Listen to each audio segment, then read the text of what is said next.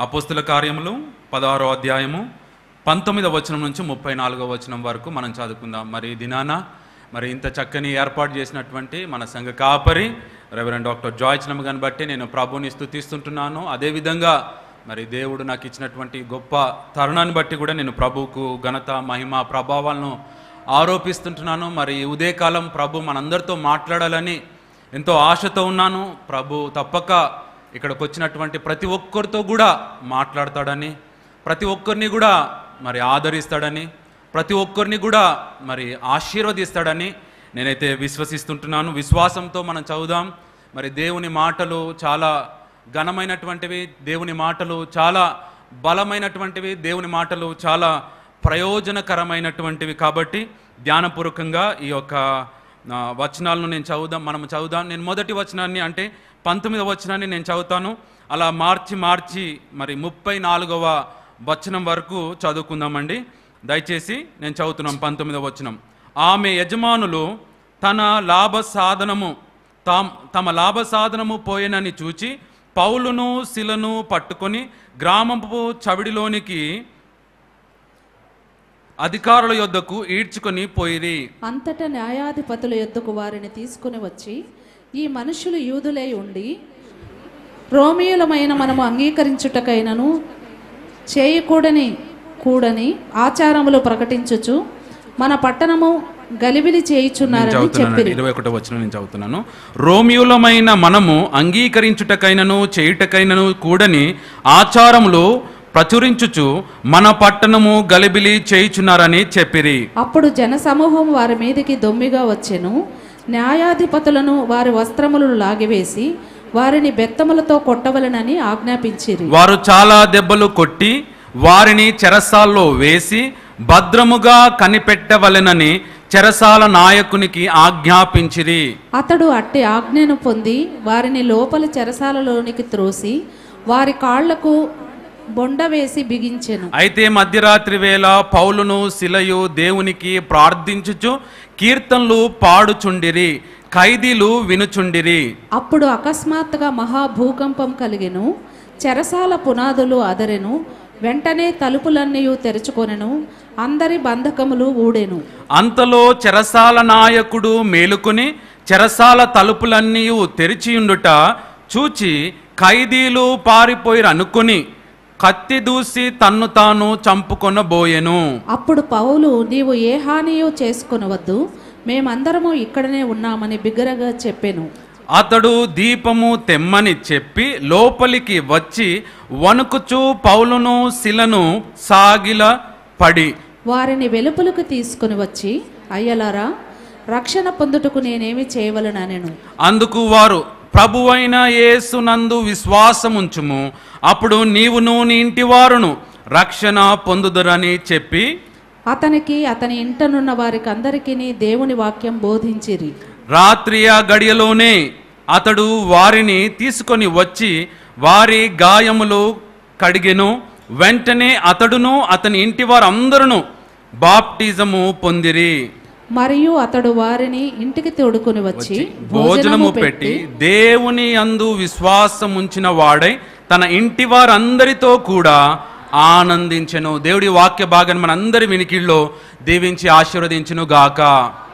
అధిపతి ఇంట్లో అద్భుతం అనేటటువంటి ఒక సందేశం ద్వారా దేవుడు మనతో మాట్లాడాలి అని ఇక్కడ ఉన్నటువంటి అధిపతి ద్వారా, ఇక్కడ ఉన్నటువంటి జైలర్ ద్వారా, ఇక్కడ ఉన్నటువంటి ఆ యొక్క నాయకుని కుటుంబం ద్వారా మనతో మాట్లాడాలని మనం ప్రార్థన చేసుకుందాం. ప్రేమ కలిగిన తండ్రి, ఈ యొక్క పునరుద్ధాన దినాన ముఖ్యంగా ఈ అక్టోబర్ మాసంలో మొదటి ఆదివారం, కుటుంబ ఆదివారము తండ్రి ప్రభా, మేము ఇక్కడ కుటుంబాలుగా కూడి ఆరాధిస్తుంటుండగా నీవే మా అందరితో మాట్లాడమని, మమ్మల్ని అందరినీ కూడా దర్శించమని, మమ్మల్ని అందరినీ కూడా అయ్యా తన్ని బలపరచమని, మమ్మల్ని అందరినీ కూడా ధైర్యపరచమని, మమ్మల్ని అందరినీ కూడా తన్ని ఆశీర్వదించమని, మహిమ ఘనత ప్రభావాలు నువ్వు మాత్రమే పొందుకోమని మా రక్షకుడు మీ ప్రియకుమారుడైన యేసు క్రీస్తు శ్రేష్టమైనటువంటి నామములో స్తుతించి వేడుకుంటున్నాం మా తండ్రి.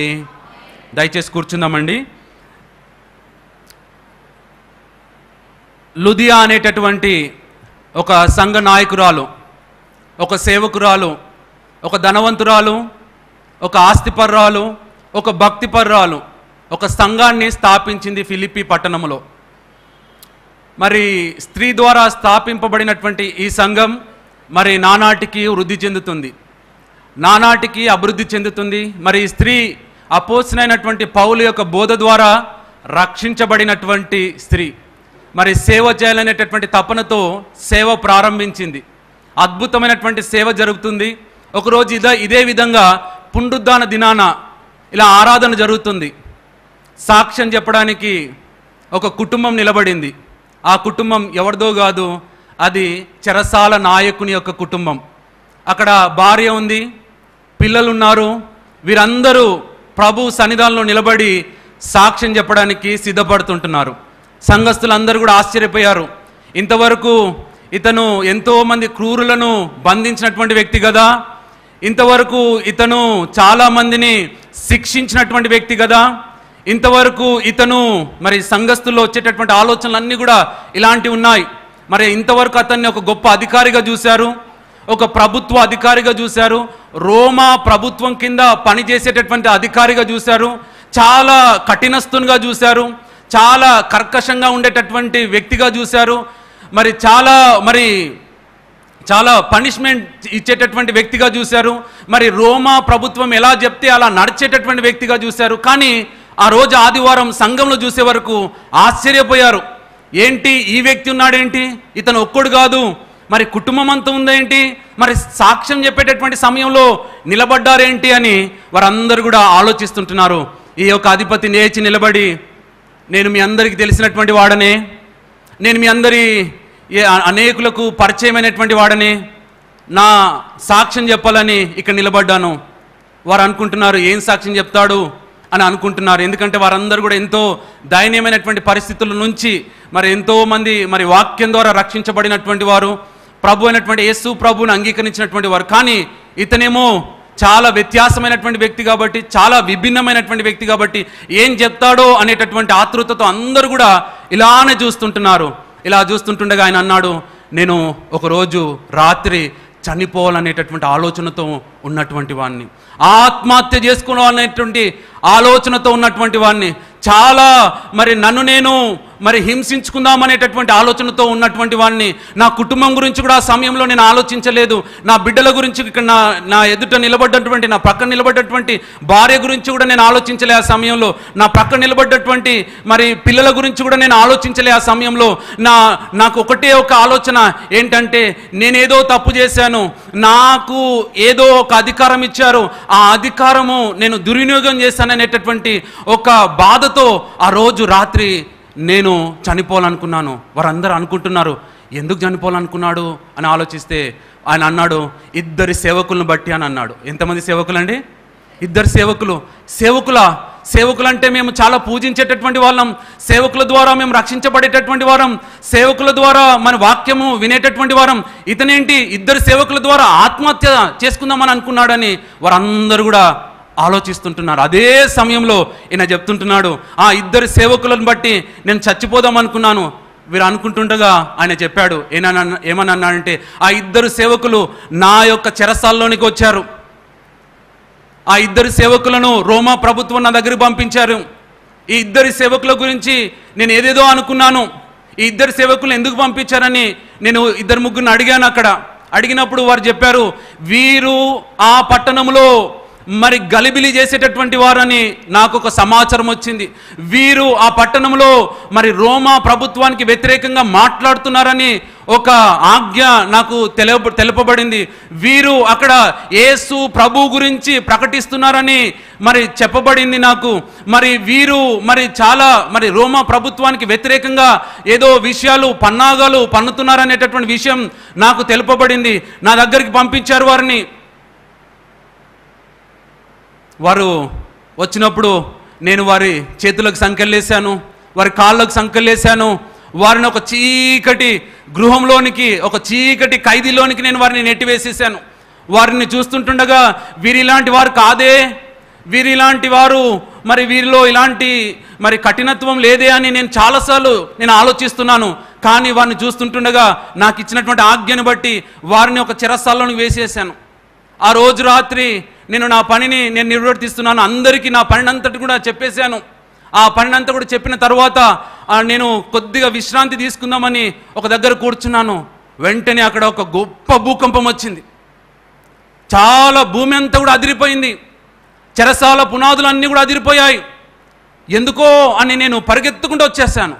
పరిగెత్తుకుంటూ రాగానే వెంటనే అక్కడ అందరూ ఖైదీలందరూ కూడా పారిపోయినట్టు అనిపించింది. వెంటనే ఆ సమయంలోనే నేను ఆత్మహత్య చేసుకుందాం అనుకున్నాను. అప్పుడే ఒక స్వరం వినబడింది. ఇక్కడ ఎవ్వరు కూడా పారిపోలేదు, నువ్వు ఇలాంటి ఆత్మహత్య చేసుకోకూడదు, నువ్వు ఇలాంటి పని చేసుకోకూడదు, నీకు నీవు హాని చేసుకోకూడదు అనేటటువంటి ఒక స్వీట్ వాయిస్, ఒక ఆదరణతో కూడినటువంటి ఒక మాట నేను విన్నాను. ఆ మాట వినిన వెంటనే నా హృదయం చెలించిపోయింది, నా హృదయం కదిలిపోయింది, నా హృదయం పగిలిపోయింది. ఇంతవరకు అలాంటి మాట నేను వినలేదు ఎప్పుడు కూడా. ఇంతవరకు అలాంటి సందేశం నేను ఎప్పుడు కూడా వినలేదు. ఇంతవరకు అలాంటి ఒక స్వరం నేను వినలేదు. ఇంతవరకు అలాంటి ఒక మధురమైనటువంటి శబ్దం నేను వినలేదు. ఇంతవరకు నేను వినేటటువంటి ఆజ్ఞలే ఎప్పుడు వారిని చెరసాల్లో వేయి, వారిని మరి గద్దించు, వారిని పనిష్ చేయి, వారిని దెబ్బలు కొట్టు, వారిని హింసించు, ఇలాంటి మాటలే విన్నాను. కానీ ఆ రోజు మాత్రం ఒక నన్ను నేను హాని చేసుకోవద్దు అనేటటువంటి ఒక సందేశం, నన్ను నేను గాయపరచుకోవద్దు అనేటటువంటి ఒక సందేశం నేను విన్నాను. ఆ రోజు నా హృదయం కదిలిపోయిన తర్వాత నేను ఒక ప్రశ్నను లేకుంటే ఒక విషయాన్ని అడిగాను. అయ్యలారా, నా సాక్ష్యం చెప్తుంటున్నాను. ఆ రోజు నేను అడిగిన ప్రశ్న, నేను అడిగినటువంటి మాట చాలా ప్రాముఖ్యమైనటువంటిది, చాలా విలువైనటువంటిది. ఏమని అడిగానో తెలుసా? అయ్యలారా, రక్షణ పొందుటకు నేను ఏం చేయాలి? నేను ఈ యొక్క విపత్తు నుంచి తప్పించబడడానికి నేనేం చేయాలి? నేను ఈ యొక్క నరకం నుంచి తప్పించబడడానికి నేనేం చేయాలి అనేటటువంటి ఒక ప్రశ్న వేశాను. ఆ విషయాన్ని అడిగాను.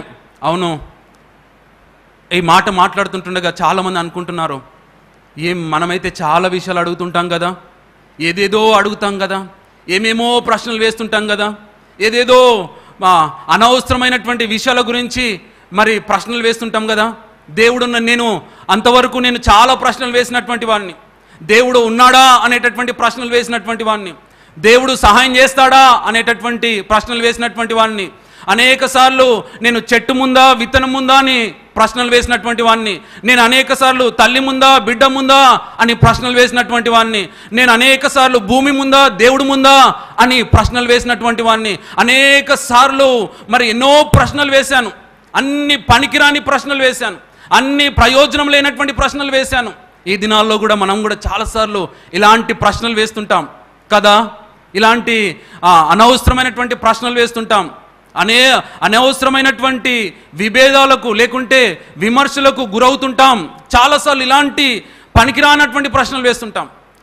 కొన్నిసార్లు బైబిల్ చదువుతుంటుండగా ఇలాంటి ప్రశ్నలు యవనస్తులు తీసుకొని వస్తుంటారు. ఎలాంటి ప్రశ్నలు తీసుకొని వస్తుంటే, కయ్యనికి భార్య ఎక్కడొచ్చింది, ఎక్కడికెళ్ళి వచ్చింది అనేటటువంటి ప్రశ్నలు వేస్తుంటారు.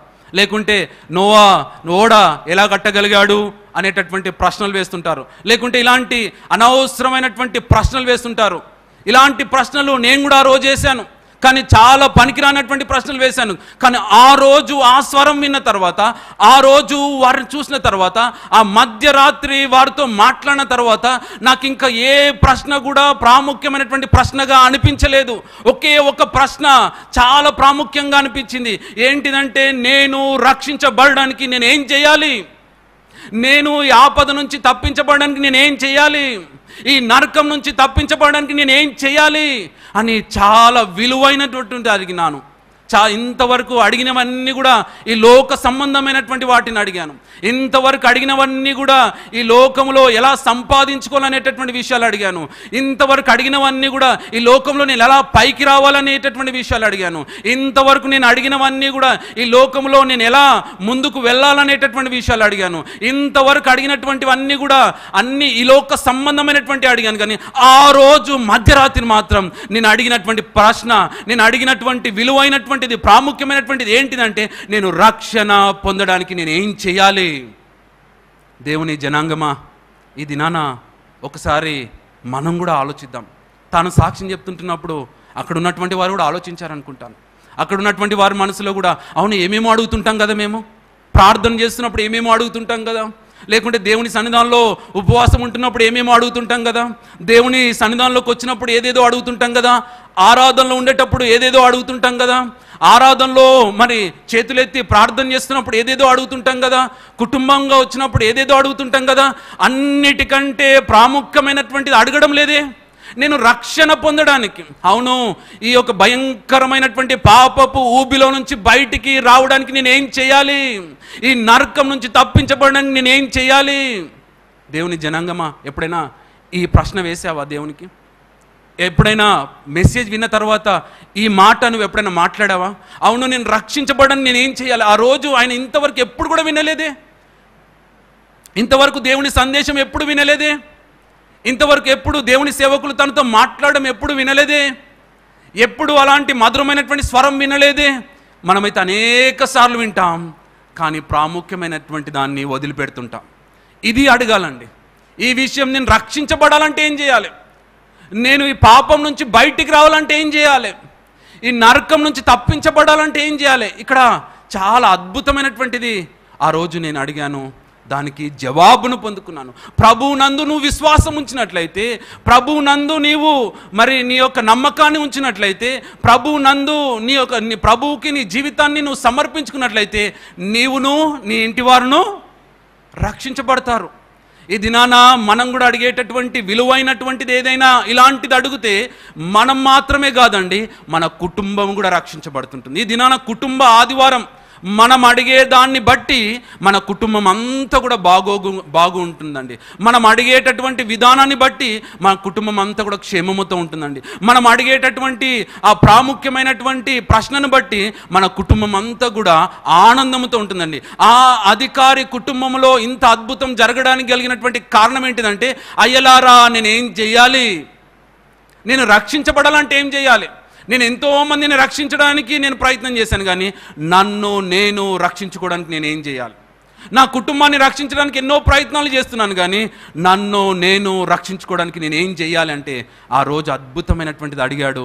తన జీవితం బాగైపోయిందండి. ఈ దినాన ఒకసారి అది ఆలోచిస్తుంటున్నప్పుడు ఆ రోజు కేవలం అడగడం మాత్రమే కాదండి. నేను ఆ రోజు అడిగానని అనుకుంటున్నారు. ఆ రోజు అడిగిన వెంటనే వారు ఇచ్చినటువంటి సమాధానం విన్న తర్వాత నేను ఆ సేవకులు ఇద్దరిని, ఆ పౌలు శిల అనేటటువంటి ఇద్దరు సేవకులు ఉన్నారే, వారి ఇద్దరు నా ఎదుట నిలబడిన వెంటనే నేను ఏం చేశానో తెలుసా? వారిని నా గృహానికి ఆహ్వానించాను. ఒకసారి అందాం, ఆహ్వానించాను నేను నా గృహానికి.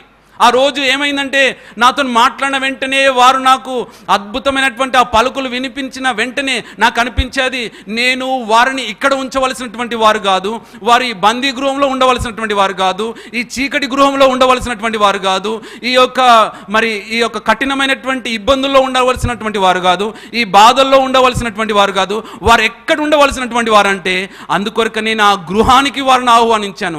నా గృహానికి వారిని ఆతిథ్యం ఇవ్వడానికి నేను వారిని ఆహ్వానించాను. దేవుని జనాంగమా, నేను ఆలోచించాను. ఆ రోజు తను అనుకుంటే, ఆ అధిపతి ఇలా ఆలోచిస్తే ఎలా ఉంటుండే?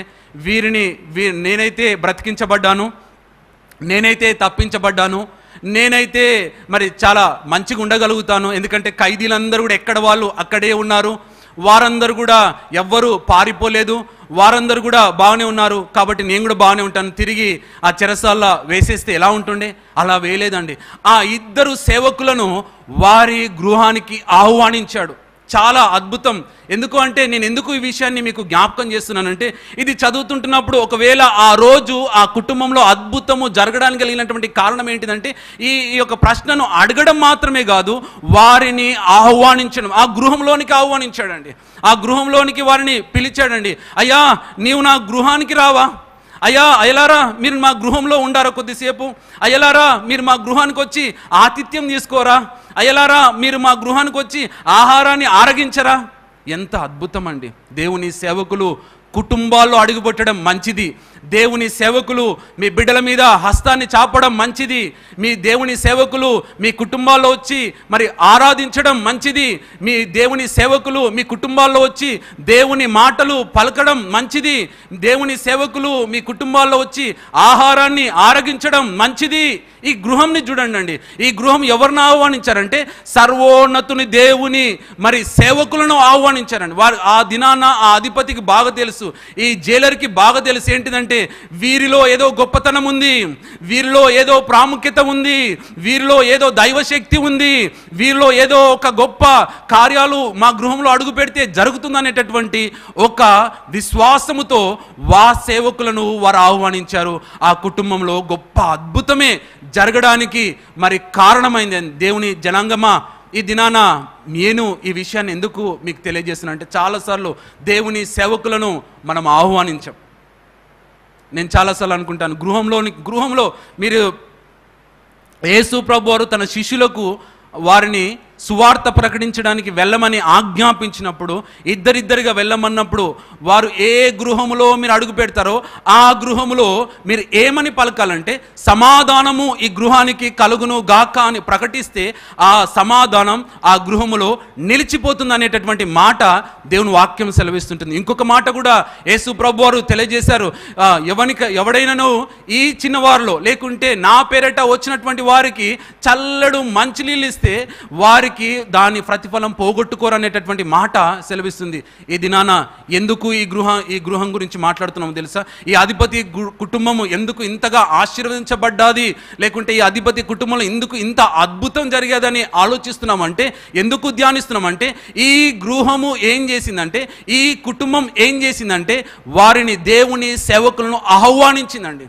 చాలాసార్లు ఏమంటామంటే మనం సేవకులను ఆహ్వానించాం, వారికి కానుకలు ఇవ్వాలని ఆహ్వానించమేమో, వారికి ఆహారం పెట్టవలసి వస్తుందేమో అని ఆహ్వానించమేమో, వారికి ఏదైనా వారు అడిగింది ఇవ్వవలసి వస్తుందని ఆహ్వానించమేమో.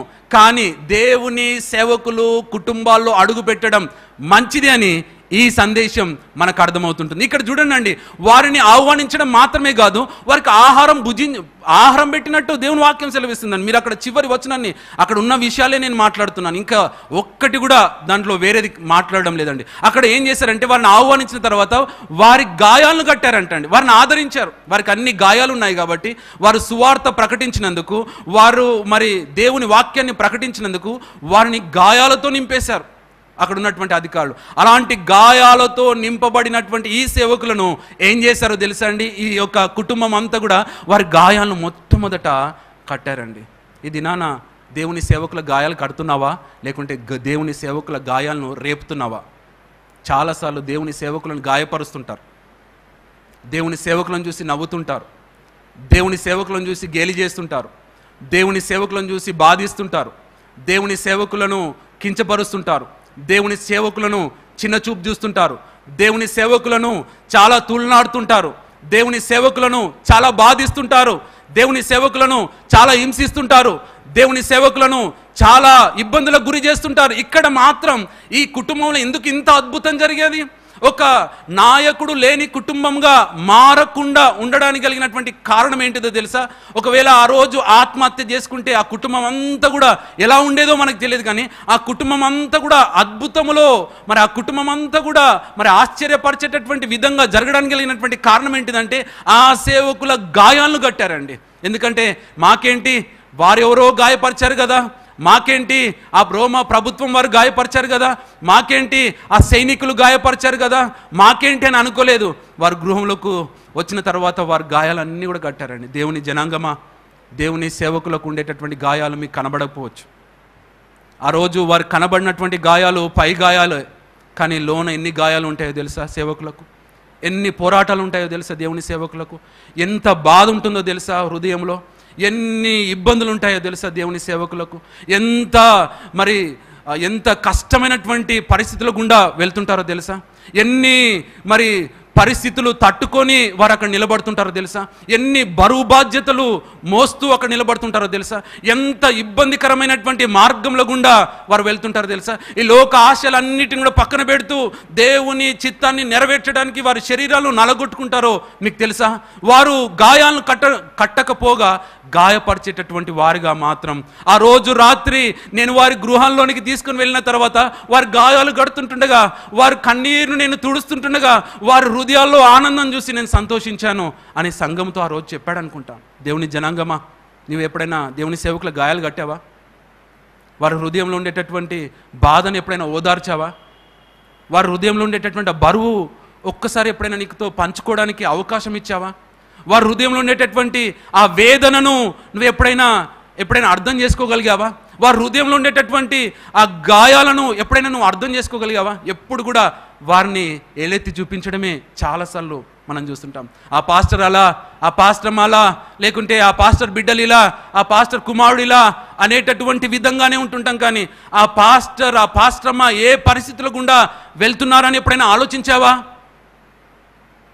చాలాసార్లు ఆలోచించాం. ఆ రోజు రాత్రి నేను వారిని ఆహ్వానించడం మాత్రమే కాదు, వారిని అడగడం మాత్రమే కాదు, వారికి ఆహారాన్ని పెట్టడం మాత్రమే కాదు, ఆ రోజు వారిని ఆదరించడం మాత్రమే కాదు, నేను ఆ రోజు అనుకున్నాను, ఒక తీర్మానం తీసుకున్నాను, అన్నిటిని అసహించుకున్నానండి. నేను ఆ రోజు రాత్రి నేను ఒక డిసిషన్ తీసుకున్నాను. ఆ రోజు రాత్రి నేను ఒక నిర్ణయాన్ని తీసుకున్నాను. ఈ లోకాన్ని అంతటిని కూడా త్యజించేసేయాలనేటటువంటి నిర్ణయాన్ని తీసుకున్నాను. ఈ లోకంలో ఉండేటటువంటి అన్నిటిని కూడా అసహించుకోవాలనేటటువంటి నిర్ణయాన్ని తీసుకున్నాను.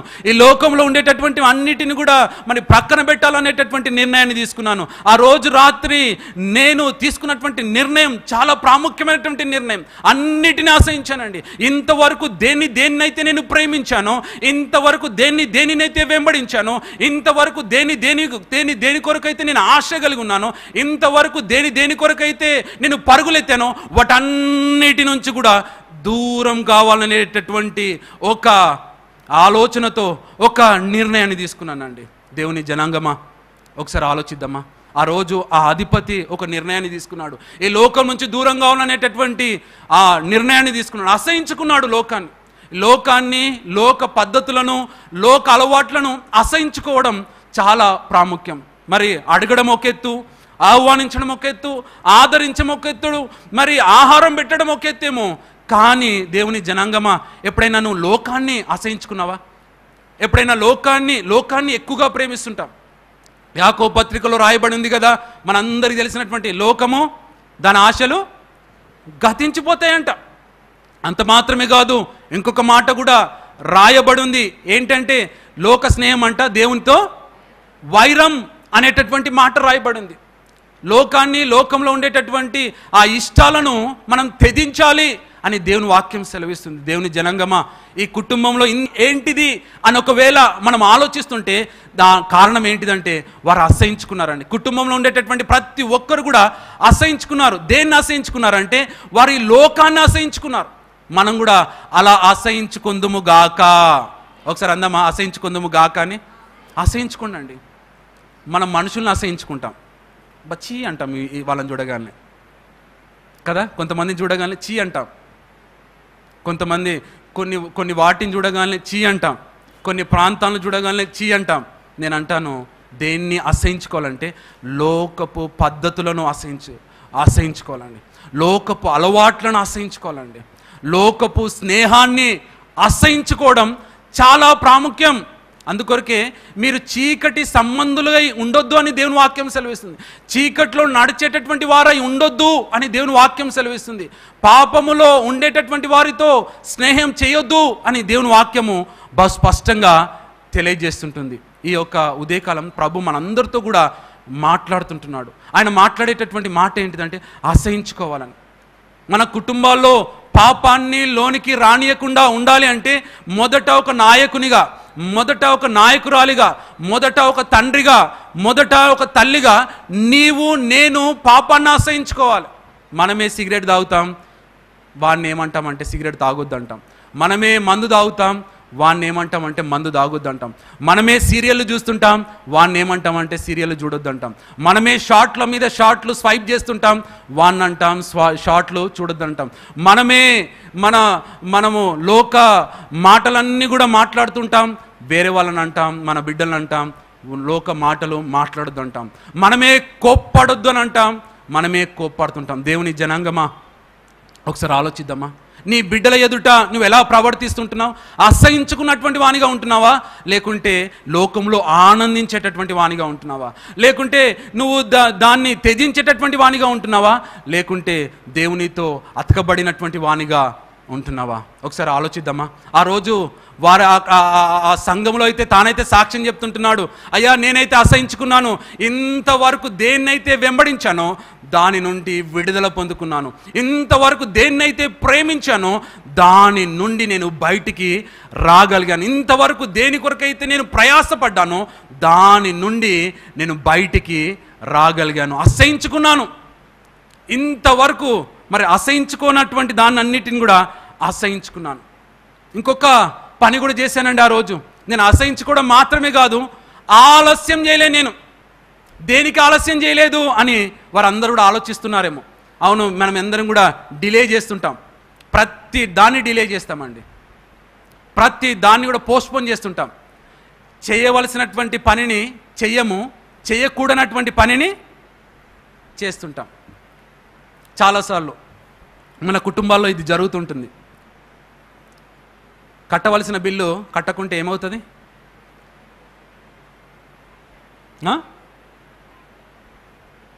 బిల్లు పెరుగుతుంటుందా, తరుగుతుంటుందా? కొన్నిసార్లు ఇలా చాలా చెయ్యవలసినటువంటి ఆలస్యం అయితే ఆ రోజు నేను చేయలేదండి. ఆ రోజు అది చాలా ప్రాముఖ్యమైనటువంటి ఘట్టం అనుకుంటాను. ఆ రోజు సేవకులు ఇద్దరు కూడా మాట్లాడారు. మాట్లాడిన తర్వాత అది మధ్యరాత్రి. ఆ సమయంలో ఈ పని చెయ్యొచ్చా చెయ్యొద్దా అని కూడా ఆలోచన రాలే నాకు. ఆ సమయంలో ఈ పని చేయడానికి ఈ యొక్క సేవకులు అనుమతిస్తారా అని కూడా నేను ఆలోచించలేదు. నా భార్య పక్కనే ఉంది, నా కుమారులు కుమార్తెలు పక్కనే ఉన్నారు. వారందరూ కూడా ఏం ఆలోచించలేదు. ఒకటే, అయ్యా మేము రక్షించబడ్డాం కానీ బాప్టిజం తీసుకోవాలనుకుంటున్నాం. ఆలస్యం చేయలేదు వారు. అక్కడ రాయబడిన వెంటనే అనే మాట రాయబడిందండి. వెంటనే వారు బాప్టిజం తీసుకున్నారంట. వెంటనే వెళ్ళిపోయారు. మేము రక్షించబడ్డాం, మేము తప్పించబడ్డాం, మేము విడిపించబడ్డాం, మేము స్వస్థత పొందుకున్నాం, దేవుని కార్యాన్ని చూసాం, అంతే. వెంటనే వారు ఏం చేశారంటే అదే రాత్రి అదే సమయాన విన్న వెంటనే ఏం చేశారంటే బాప్టిజానికి వాళ్ళు వెళ్ళిపోయారు. ఈ దినాన కూర్చున్నటువంటి వాళ్ళు ఎంతమంది బాప్టిజం లేనటువంటి వారు ఉన్నారు?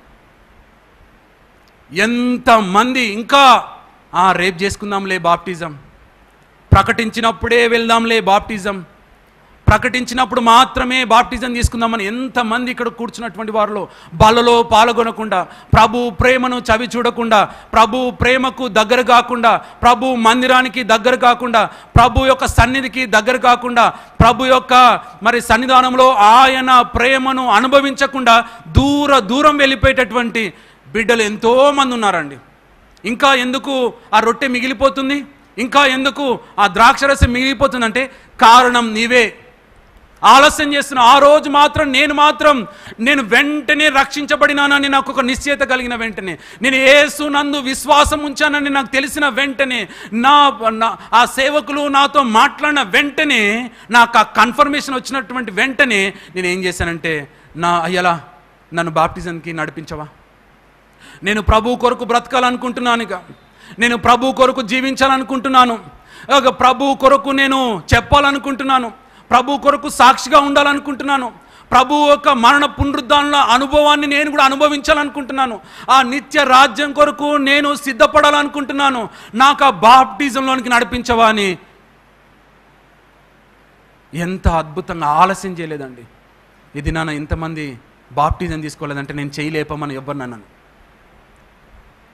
కానీ ఎంతమంది ఉన్నారండి బాప్టిజం తీసుకోకుండా. సంఘానికి దాదాపు 10 సంవత్సరాల నుంచి వచ్చేటటువంటి వారు కూడా ఉన్నారేమో. సంఘానికి దాదాపు 15 సంవత్సరాల నుంచి వచ్చేటటువంటి వారు ఉన్నాము. కొంతమంది వయసు 60 ఏళ్ళైనా కూడా బాప్టిజం తీసుకోకుండా బ్రతికేద్దాం, బాప్టిజం తీసుకోకుండా జీవించేద్దాం, బాప్టిజం తీసుకోకుండా ఆ దొంగకు పరలోకంలో పరదేశిలో ప్రవేశం వచ్చింది కదా, నాకు రాదా అని ఆలోచిస్తూ మీ జీవనాన్ని కొనసాగిస్తున్నారేమో. ఆ రోజు మరి మన సంఘ కాపరి అంటారు కదా, ఆ దొంగకంట ఏం లేకుండే తెలుసా అండి, కిందికి దిగే అవకాశం లేకుండే. ఈ దినాన ఈ దొంగలకు మాత్రం కిందికి దిగడం మాత్రమే కాదు, నీళ్ళలోకి మునిగే అవకాశం కూడా. మనందరం దొంగలమే, మనందరికి అవకాశాలు ఉన్నాయి, మనమందరం కూడా నీళ్ళలోకి దిగేటటువంటి అవకాశాలు ఉన్నాయి. మనమేమి సిలువల మీద లేం, మన చేతిలోకి ఏం మేకులు లేవు, మనమేం మంటు నిండలో ఆ ఆకాశానికి మరి నేలకు మధ్యలో వేలాడడం లేదు. ఈ దినాన నీకు నాకు అవకాశం, తప్పక యూ షుడ్ టేక్ బ్యాప్టిజం, తప్పక బాప్టిజం తీసుకోవాలండి. ఆ ప్రేమను నువ్వు అనుభవించాలంటే ఇది తప్పనిసరి అని మీకు జ్ఞాపకం చేస్తుంటున్నాను. దయచేసి యవనస్తులారా, అవును చాలాసార్లు అనుకుంటాం, నేను చాలా పర్ఫెక్ట్ అయిన తర్వాత బాప్టిజం తీసుకోవాలని అనుకుంటారు కదా. చాలామంది ఇలానే అంటారు కదా, పర్ఫెక్ట్. ఎవరైనా పర్ఫెక్ట్ ఉన్నారంటారా? ఎవ్వరు ఉండరండి పర్ఫెక్ట్, అందరు ఇన్పర్ఫెక్టే. ఎవ్వరు పర్ఫెక్ట్ కాదు. పర్ఫెక్ట్ అని అనుకుంటే ఎక్కడ పర్ఫెక్ట్ అవుతామో తెలుసా? ఎక్కడ పర్ఫెక్ట్ అవుతాం? పరలోకంలో పర్ఫెక్ట్ అవుతాం. అప్పటి వరకు పర్ఫెక్షన్ అంటూ ఏది లేదు, అంత ఇన్పర్ఫెక్షనే, అన్నీ ఇన్పర్ఫెక్షనే. మరి మా మిస్సెస్ ఆర్ట్ వేస్తుంటుంది, ఆర్ట్ వేస్తున్నప్పుడు తను నేర్చుకుంటున్నప్పుడు తను ఒక విషయం చెప్పింది, నాకు చాలా ఆశ్చర్యం అనిపించింది. అంటే అంతవరకు నాకు కూడా తెలియదు. మన ఈ చెవులు ఉన్నాయి కదా, మన కన్నులు ఉన్నాయి కదా, మన కనుబొమ్మలు ఉన్నాయి కదా, ఇవన్నీ అంట కూడా అండి అన్నీ ఒకటే సైజులో ఉండేయంట. కన్నులే కావచ్చు, చెవులే కావచ్చు, ఏవి కూడా ఒకటే సైజులో ఉండేయంట అండి. మన 2 చేతులే కావచ్చు, మన 2 కాళ్ళే కావచ్చు, అన్నీ ఒక సైజులో ఉండవు, ఒక ఆకారంలో ఉండవు, ఒకే షేప్లో ఉండవు. మనము చూసి అలా అలవాటు చేసుకొని అలా ఉన్నామని అనుకుంటాం. ఇఫ్ ఈ మెజర్ అలా ఉండవు. అంటే నేను ఎందుకు చెప్తున్నానంటే అందరం ఇన్పర్ఫెక్ట్ అని చెప్పడానికి. అందరం ఇన్పర్ఫెక్ట్, ఏదో ఒక విషయంలో ఇన్పర్ఫెక్షన్ ఉంటుంది, ఏదో ఒక విషయంలో. కాబట్టి డోంట్ పోస్ట్పోన్ బ్యాప్టిజం. ఇక్కడ ఈ యొక్క అధిపతి మాత్రం వెంటనే బాప్టిజం తీసుకున్నాడండి. తాను మాత్రమే కాదు, తన కుటుంబం అంతా కూడా వెంటనే బాప్టిజంలోనికి వెళ్ళిపోయారంటే నాకైతే ఆశ్చర్యం అనిపించేది. ఇలా మన కుటుంబాల్లో కూడా జరగాలని నేనైతే ఆశిస్తుంటున్నాను. ప్రతి కుటుంబంలో తండ్రి, తల్లి, బిడ్డలు, కుమారులు అందరూ కలిసి ఒకేసారి బాప్టిజం తీసుకుంటే దానికి మించిన ఆనందం ఇంకా ఏది ఉండదని నేను అనుకుంటాను. దానికి మించినటువంటి అద్భుతం ఇంకా ఏది ఉండదు అనుకుంటాను. దానికి మించినటువంటి ఆశీర్వాదం ఇంకా ఏది ఉండదు అనుకుంటాను. దేవుని జనాంగమా, ఇలాంటి ఆశీర్వాదం మన జీవితాల్లో కూడా జరగాలంటే వెంటనే యాజ్ ఎ లీడర్, ఆ కుటుంబానికి యజమానునిగా నువ్వు మొదట నడవాలి. ఒక కుటుంబానికి యజమానురాలుగా నువ్వు మొదట దాన్ని చేయాలి. ఇక్కడ ఆ కుటుంబ యజమానుడు మాత్రమే కాదండి, కుటుంబ యజమానురాలు మాత్రమే కాదండి, పిల్లలందరూ కూడా ఒకే రోజు వారు బాప్టిజం తీసుకోవడానికి ఆలస్యం చేయలే.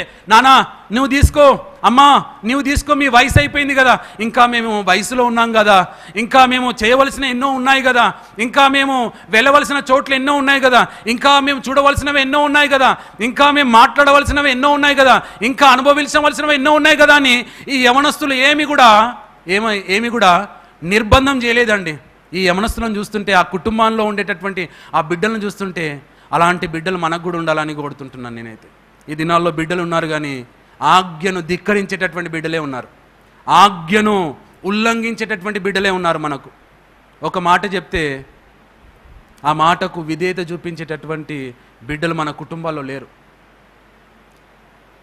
వారికి చెప్పి మన నోరన్నా అలసిపోవాలి కానీ వాళ్ళు మాత్రం కూర్చున్న దగ్గరికి లేవరు, తిన్న ప్లేట్ మాత్రం తీయరు.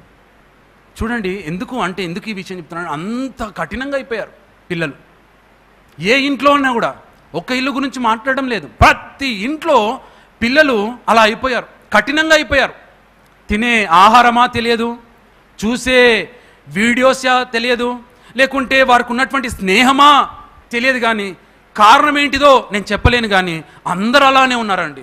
ఒక్క మాట ఒక్కసారి ఇక్కడ నిలబడినటువంటి ఎవరైనా తల్లిదండ్రులు మా కుమార్తె మా కుమారుడు చెప్పిన వెంటనే లేచి నిలబడతారని ఎవరైనా చెప్పగలుగుతారా ధైర్యంగా? ఎవ్వరని చెప్పలేం. వానికి 30 సార్లు చెప్పినా కూడా అక్కడనే కూర్చుంటాడు, వాడు అక్కడనే కూర్చుంటారు అంతే. ఈ పిల్లలు చూడండి, వారి తండ్రి బాప్టిజం తీసుకుంటుండగా వారి తల్లి బాప్టిజం తీసుకుంటుండగా వెంటనే వారు కూడా వచ్చేసారు.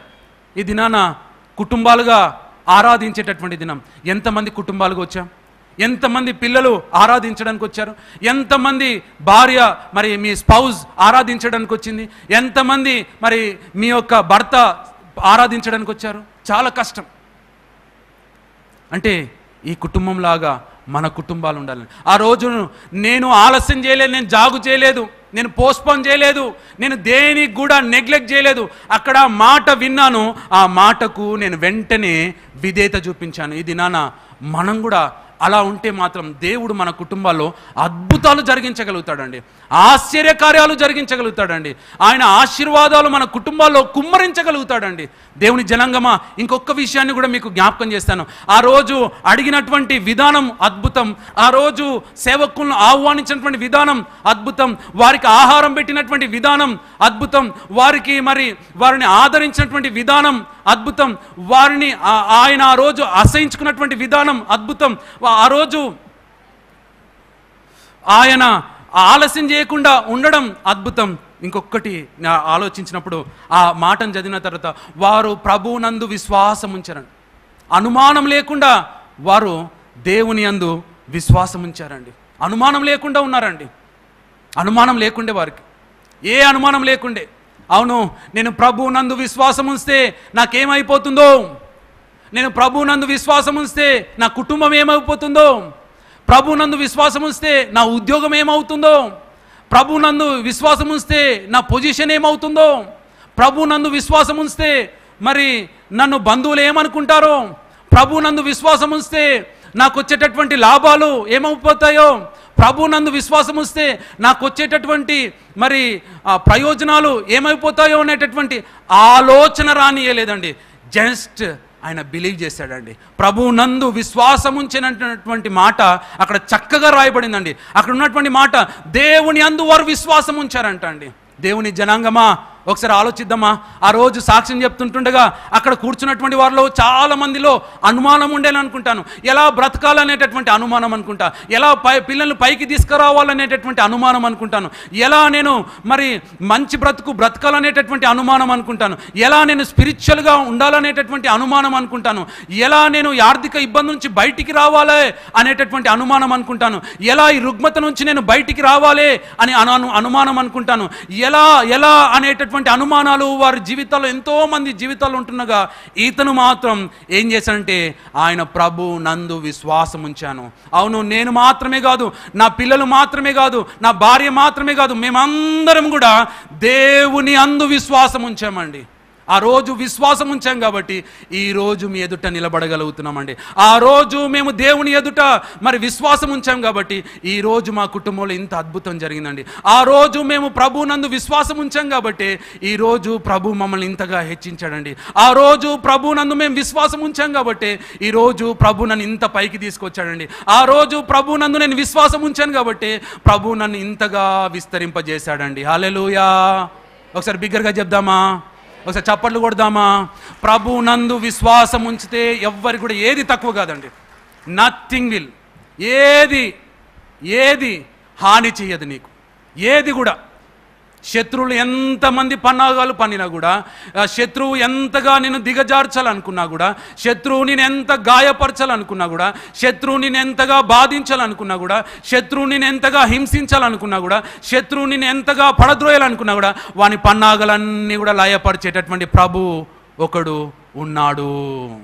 ఒకసారి చప్పట్లు కొడదామా. దేవుని జనాంగమా, వింటున్నావా? ఆ రోజు ఆ అధిపతి ప్రభు నందు విశ్వాసం ఉంచాడు.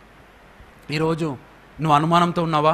ప్రభు సన్నిధానంలోకి వచ్చి అనుమానమును తొలగించండి, ఆయన మీద విశ్వాసం ఉంచండి. చివరిగా అక్కడనే రాయబడినటువంటి ఇవన్నీ మీరు చదవండి, అక్కడికి వెళ్ళిన తర్వాత ఇంటికి వెళ్ళాక ఆ ప్యాసేజ్ని ఇలా నేను చదివినట్టు మీరు చదవండి. ఎంత అద్భుతంగా ఆశ్చర్యపరిచిందంటే అంత ఆశ్చర్యపరిచింది. అక్కడ చివరిగా రాయబడినటువంటి మాట ఆనందించాను. కుటుంబం అంతా కూడా, ఇంట్లో ఉన్న వారందరూ కూడా ఆనందించారంటండి. వారి కుటుంబంలో అద్భుతం జరగడానికి కారణం ఏంటిదో తెలుసా? వారందరూ కూడా ఆనందించారు. అనుమానం లేదు, కరెక్టే, కానీ వారందరూ కూడా ఆనందించారు. ఎవరిలో ఆనందించారంటే దేవుళ్ళో ఆనందించారు.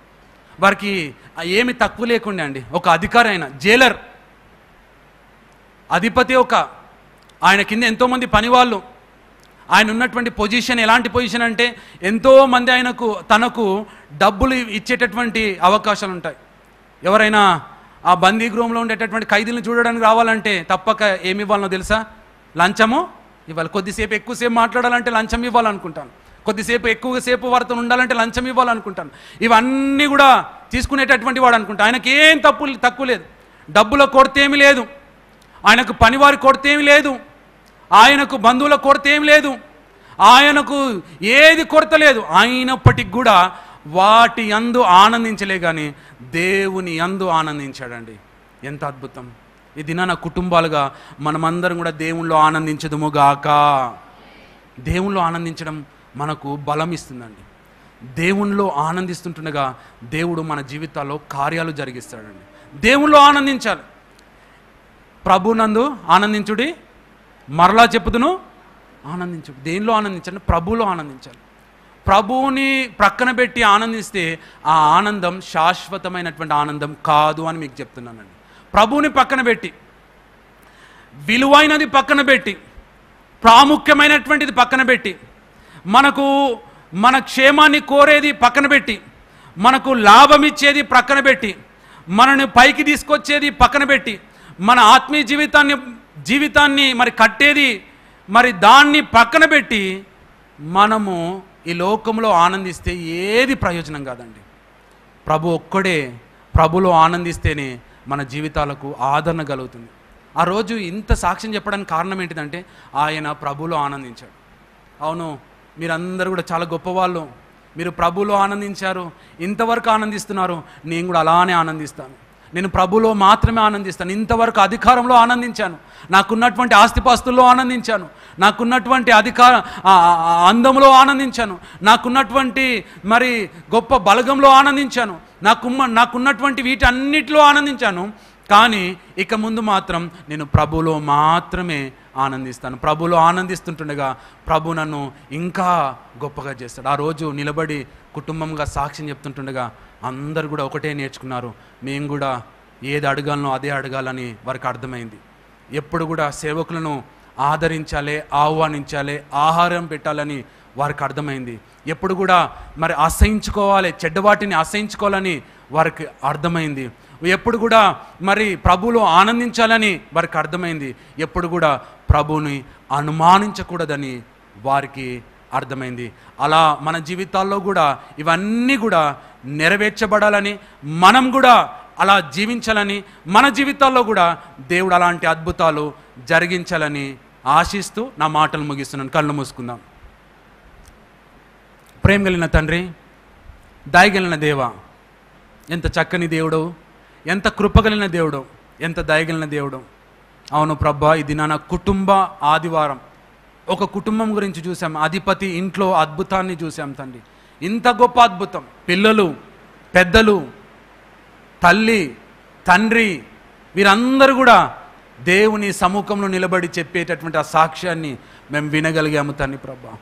వారు వారి జీవితాల్లో చేసినటువంటి అద్భుతాన్ని ఎంత అద్భుతంగా పంచుకున్నారు ప్రభా. మేము కూడా మా కుటుంబాల్లో చేసినటువంటి అద్భుతాలు పంచుకోవాలి, సాక్ష్యం చెప్పాలి, అనేకులకు దేవుడు చేసినటువంటి మేళ్లను వివరించాలి అని కోరుతూ ఆశిస్తూ మహిమా ఘనత ప్రభావాలు మీకు మాత్రమే ఆరోపిస్తూ మా రక్షకుడు మీ ప్రియ కుమారుడైన యేసు క్రీస్తు శ్రేష్టమైనటువంటి నామములో స్తుతించి వేడుకుంటున్నాం మా తండ్రి. ఆమేన్. థ్యాంక్ యూ అండి.